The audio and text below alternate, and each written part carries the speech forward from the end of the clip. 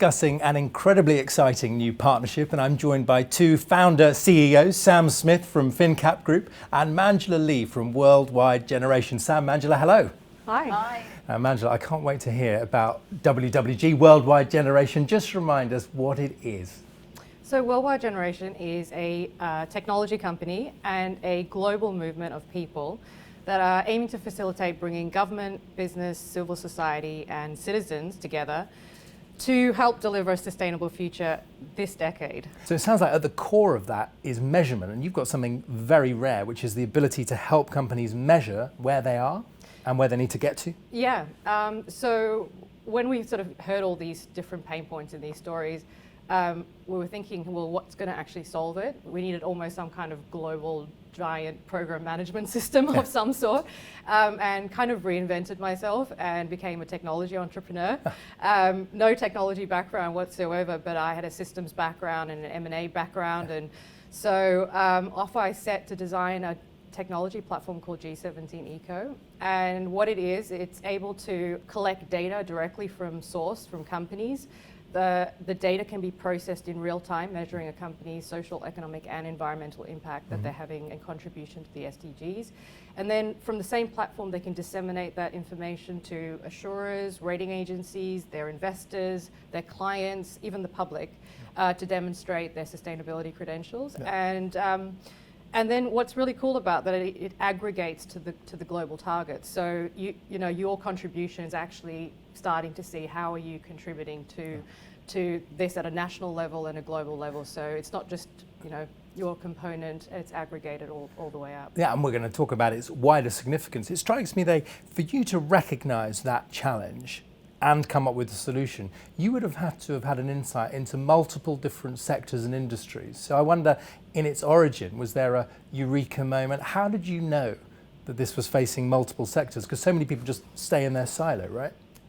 Yeah, I mean, honestly, it's my background. So I personally grew up in facing poverty and injustice my whole life, lived in Africa, South Africa, lived in Australia, then moved to the UK, then worked in the non-profit sector, advised governments, advised into the United Nations as well. And at every stage of my life, I could see that there was a broken system and there was no integration between government, business, civil society, citizens, and that was just causing more fragmented solutions. Yeah. It wasn't an issue of will or capital or expertise. It was really this crux of execution, data, and measurement. Really. Right, so it's a really interesting combination. And Sam, this couldn't be more important right now. And I know that a big drive for FinCap is driving ambition for a sustainable future. Just say a bit about why that matters from a business perspective. Clearly, on a planetary level, everyone is signed up to it. But why so crucial for business?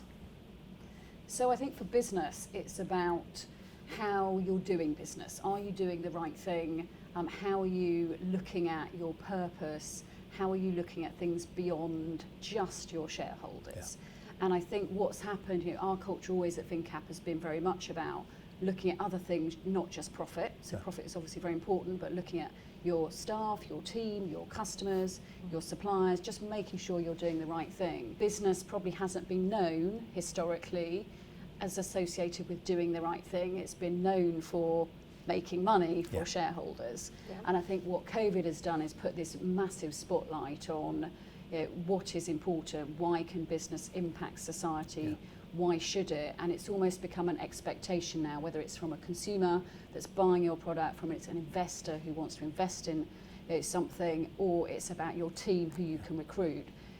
Doing the right thing and your business having some sort of society impact has become really fundamental. And presumably, Manjula, there's another force kicking in there, which is firstly the companies wanting to do it, the investors putting on pressure, but even more broadly, presumably governments saying you have to do this. We've just seen in the last 6 months, particularly, a massive sea change, and we're seeing it globally, and where regulation is coming now. So, we've been practicing financial accounting for 100 years, right? We've been monitoring GDP, we've been monitoring growth and risk, financial risk, but we've never been monitoring the non-financial risk. And to be sustainable and to be profitable means you're bringing them both together. Yeah. So we're starting to see the governments are starting to say, no, this is going to be mandatory and this is going to be regulated.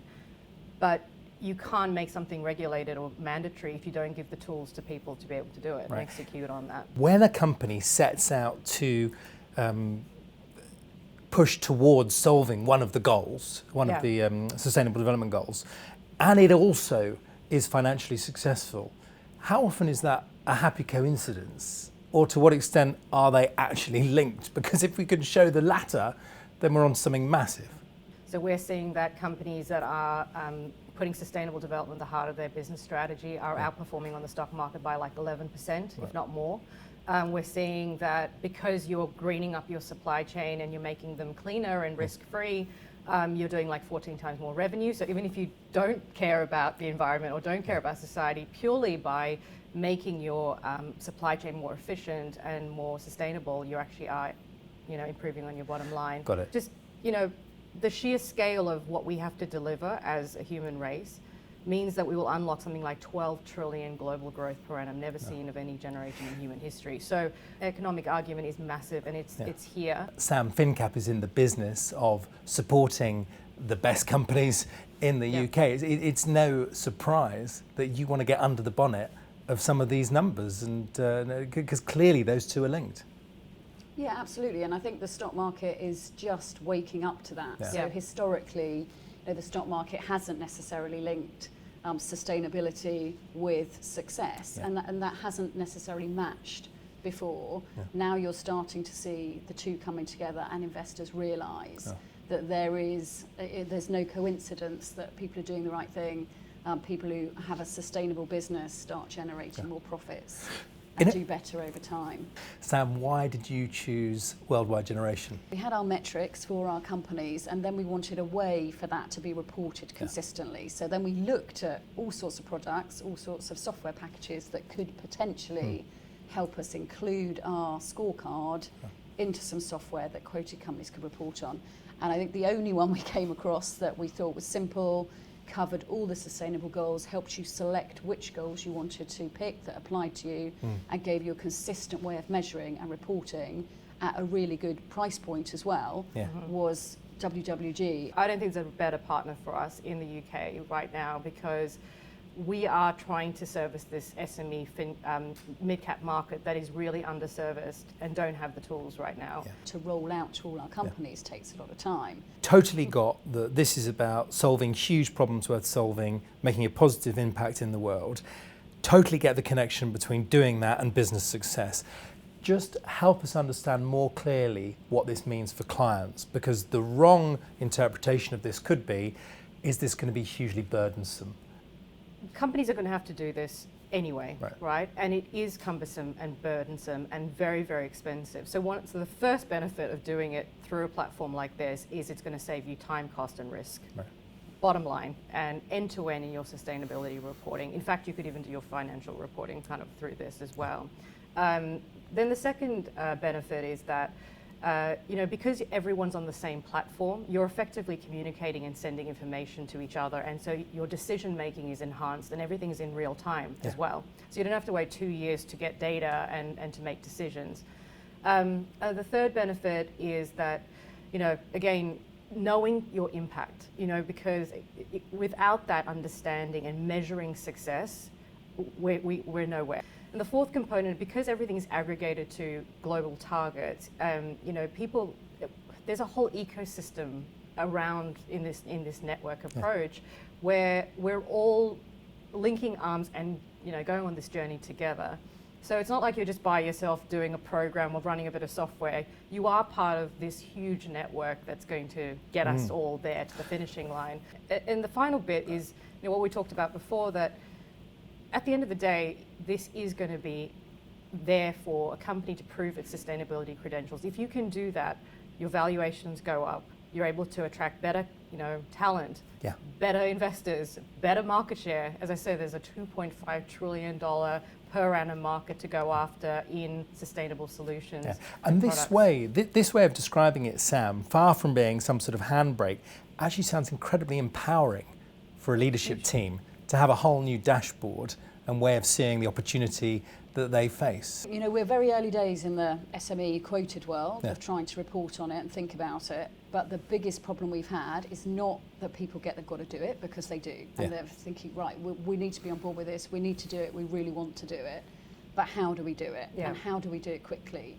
So when we've provided them with a solution that is quick and easy, say, right, this works, this is what you do. If they know it's quick and easy, then it's a no-brainer. And that's what we're trying to do. There's the will to do it. We need to try and help them execute it as quickly as possible with not a huge amount of management time to do the background reporting and collection of data. Manjula, some people have wondered whether actually looking after the environment, society, their governance issues has gone all the way down the priority lists, and it strikes me that the opposite might have been happening. I just wonder what you see and what you think's really driven that.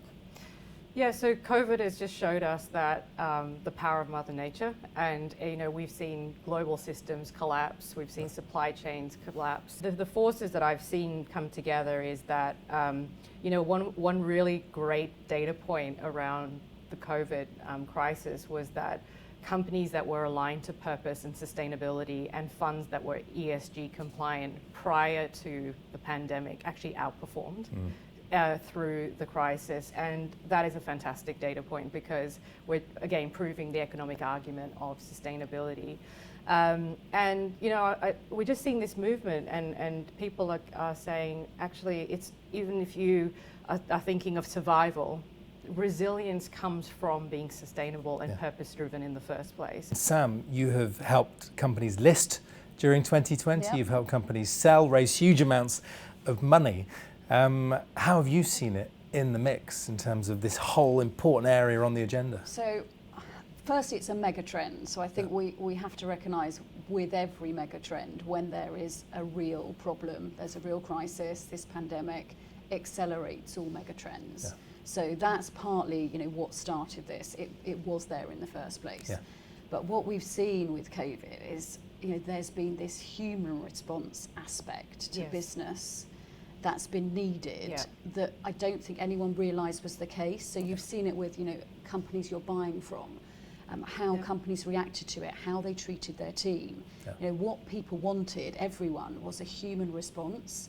And I think that suddenly made people focus on, hang on a sec, what is this? This is business not doing necessarily what it was used to doing. This is about everybody expecting something different. So what that's meant for us is not just the E of ESG, which has obviously been important, and that trend has moved forward as well. It's the S, which maybe before was given least importance, so the society part of ESG, that's now in play, and I don't think that was quite in that position. Well, obviously I've been in this industry for very long, and I'm seeing this huge green movement, green transition, and we've got 1.5 degrees left. And even though I think that's a massive step forward for humanity, and we have to act, my fundamental belief is that the climate change issue is actually a symptom, it's not a cause. I do believe that the planet will heal itself if we sort out the societal issues first. So if we take people out of poverty and inequality, number one. Number two is to be able to bring in them this new data set that renews their thinking and belief systems that actually it is good to do, to do the right thing by the planet and be accountable for our consumption and etc. If we can really do that first, then the second step is the economy, because at the moment we've got an economic system that is not compatible with human behavior. We penalize the bad behavior. We record growth and profitability through shareholder value and GDP, and so really what we need to do is reward the good behavior, because human behavior is that we'll hide more, disclose less, fear more if we are not, but if you reward the good behavior, people are going to be doing the right thing. There are many other things which might crop up on the dashboard. Just give us a sense of that, because that was clearly important in your decision, Sam. But Manjula, I'm right in thinking it's a much broader spectrum than that. Yeah, and I sort of say, I do believe in ESG. It was a frontier of sustainability. The next frontier is what I call C, which is social, economic, and environmental, in that order. And what that does, it gives you a multi-dimensional view of your organization, of your city, of your nation, if you look at it from a holistic component. And so what our platform is doing is actually looking for those intangible qualities of the company, which you can't see through any other lens, which is your culture, how you, not just do you have females on your board, but why do you have females on your board, and what's your decision-making process? Those intangible qualities that you can only find when you have a holistic lens and you're looking at that company from that perspective. Excellent. I sense huge potential, urgency, but also real positivity. So congratulations on the partnership, Worldwide Generation and FinCap. We're so excited. 2021 is going to be an amazing year, off the back of something so tumultuous.